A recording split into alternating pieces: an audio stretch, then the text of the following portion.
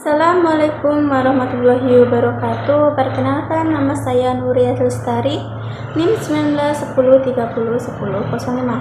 Saya dari Prodi Studi Agama 1 yang akan menjelaskan tentang proposal saya, yakni yang berjudul Perubahan dan Kontinuitas Ritual Ngaben di Desa Mekarsari, Kecamatan Lalan, Kabupaten Musi Banyuasin. Yang pertama yakni latar belakang proposal, yaitu upacara dalam melakukan pelaksanaan ajaran agama Hindu Bali dapat digolongkan menjadi 5 kelompok berdasarkan sarana dalam pelaksanaannya yang disebut Panca Yatna, yaitu Dewa Yatna adalah korban suci yang dipersembahkan dengan tulus ikhlas ke hadapan Hang Widi. Yang kedua, Pitra Yatna adalah korban suci yang dipersembahkan dengan tulus ikhlas kepada leluhur dengan memuja keselamatan mereka di akhirat, memelihara keturunan mereka dengan mengikuti segala tuntutannya. Yang ketiga, Manusia Yatna adalah korban suci yang dipersembahkan dengan tulus ikhlas demi keselamatan keturunan kita, kesejahteraan manusia lainnya.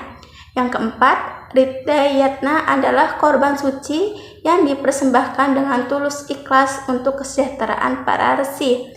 Yang kelima, Buddha Yatna adalah korban suci yang dipersembahkan dengan tulus ikhlas kepada sekalian makhluk di bawahnya. Agama Hindu juga merupakan agama yang mengajarkan kepada orang tua tentang kewajiban untuk menyucikan perilaku anak yang baik lahir maupun batin. Dalam penyucian tersebut biasanya dilakukan dalam ritual Manusia Yatna. Ritual manusia Yatna berjalan sejak janin berada dalam kandungan seorang ibu, yaitu dalam usia 3 bulan sampai 14 tahun untuk anak laki-laki, dan ketika mengalami haid pertama bagi perempuan. Jadi pribadi anak akan selalu bersih, suci, dan terhindar dari keburukan. Berdasarkan dengan itu, agama Hindu juga mengajarkan kewajiban anak kepada orang tua, yakni kewajiban itu adalah berbakti kepada kedua orang tua. Hal ini terdapat dalam Upanishad Matri Dava Bhava Putri Dava Batva yang mempunyai maksud berbakti kepada kedua orang tua dan kepada leluhur, yakni kewajiban yang begitu suci bagi setiap putra ataupun disebut Suputra. Berbakti kepada kedua orang tua terbagi menjadi 2, yaitu ketika orang tua masih hidup dan ketika kedua orang tua sudah meninggal. Keduanya dihitung dengan sama dan tidak boleh ditinggalkan salah satunya. Kewajiban berbakti kepada orang tua masih hidup, maka mendengarkan nasihat ataupun perintah kedua orang tua dan tidak berani melawan kedua orang tua, dan selalu menjaga nama dan martabat baik mereka. Dan kewajiban berbakti kepada kedua orang tua ketika mereka sudah meninggal, yakni menyucikan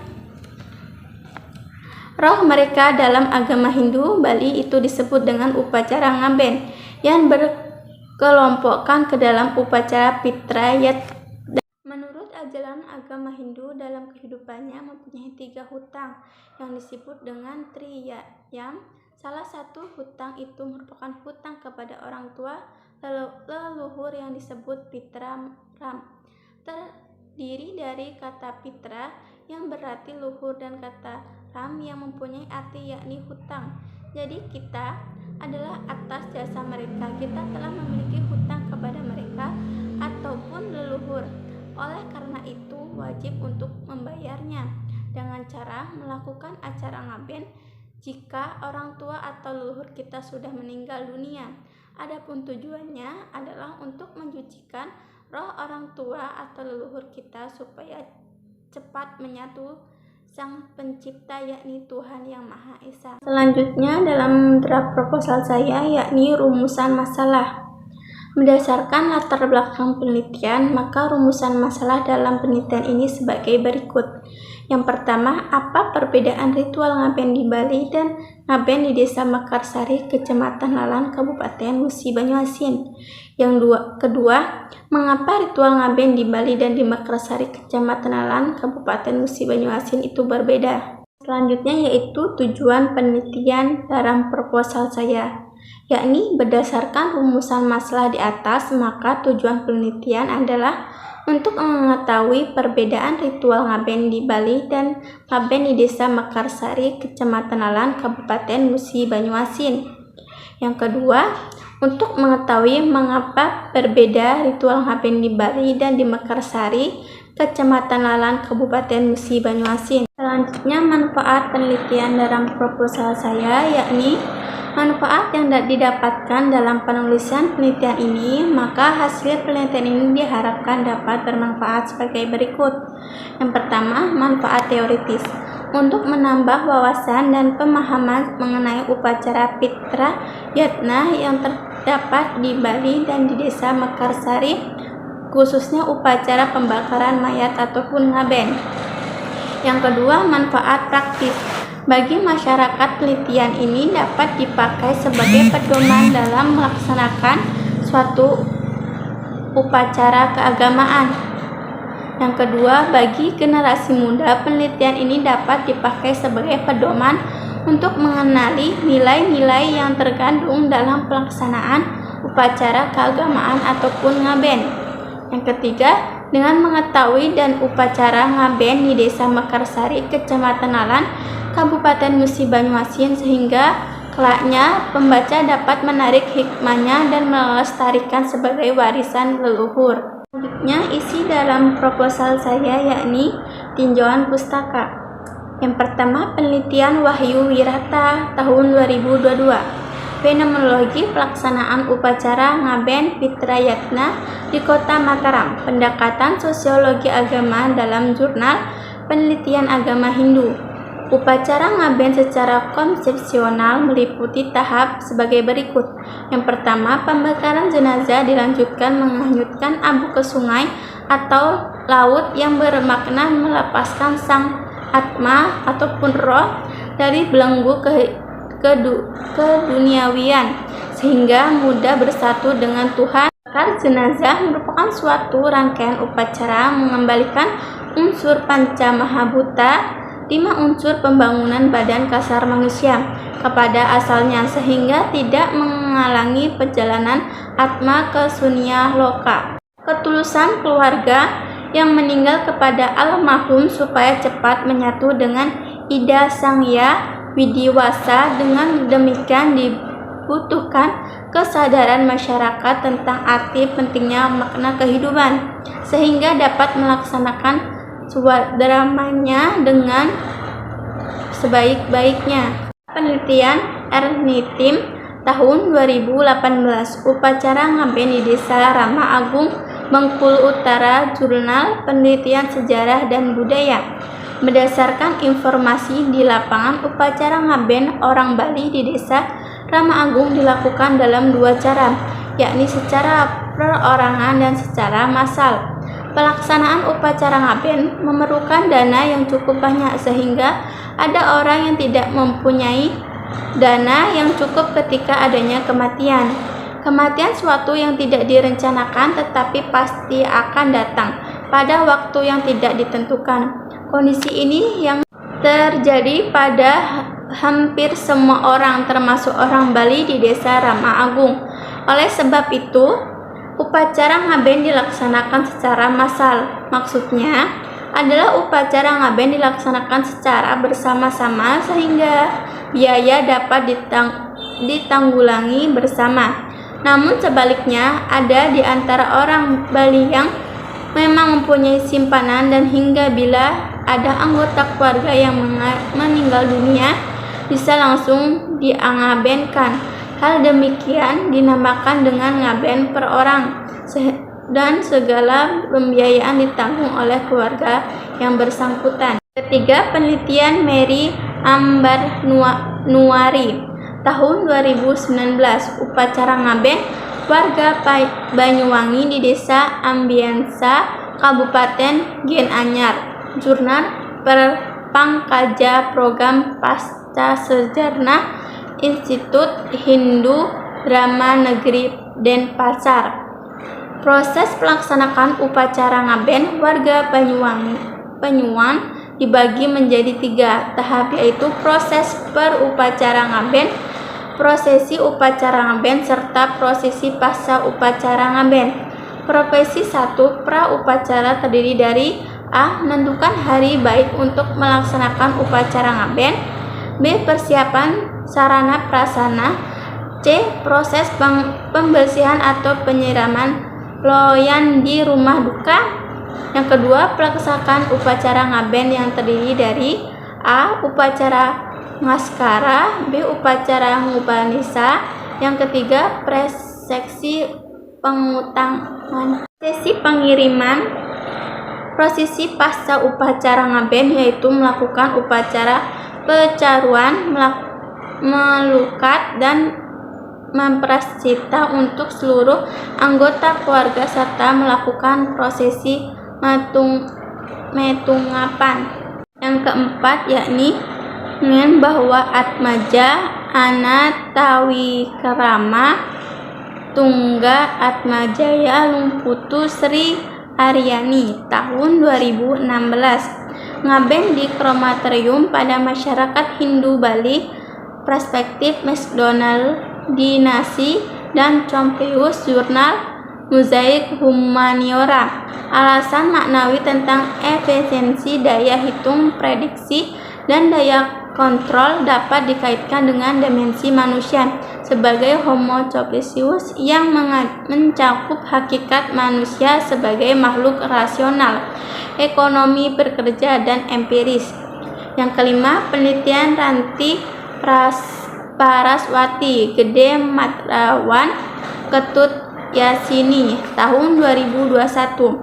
Persepsi masyarakat Hindu terhadap ngaben, Masalah Jurnal Ilmiah Pendidikan Agama dan Kebudayaan Hindu. Persepsi masyarakat Hindu terhadap ngaben masal di desa Solo, bahwa persepsi merupakan suatu tanggapan atau pendapat seorang maupun kelompok atas suatu permasalahan yang dilakukan. Persepsi masyarakat mengenai selanjutnya isi dalam proposal saya yakni metode penelitian. Metode dapat diartikan sebagai suatu cara yang ditempuh untuk mengerjakan suatu agar sampai kepada suatu tujuan. Yang pertama, jenis penelitian. Dilihat dari segi tempat dilaksanakannya, yang digunakan dalam penelitian ini adalah penelitian lapangan yang bersifat kualitatif. Berdasarkan intinya, penelitian ini merupakan kegiatan deskriptif analisis untuk memberikan penjelasan dan gambaran secara jelas tentang ritual ngaben umat Hindu di Mekarsari, Kecamatan Nalan, Kabupaten Musi Banyuasin.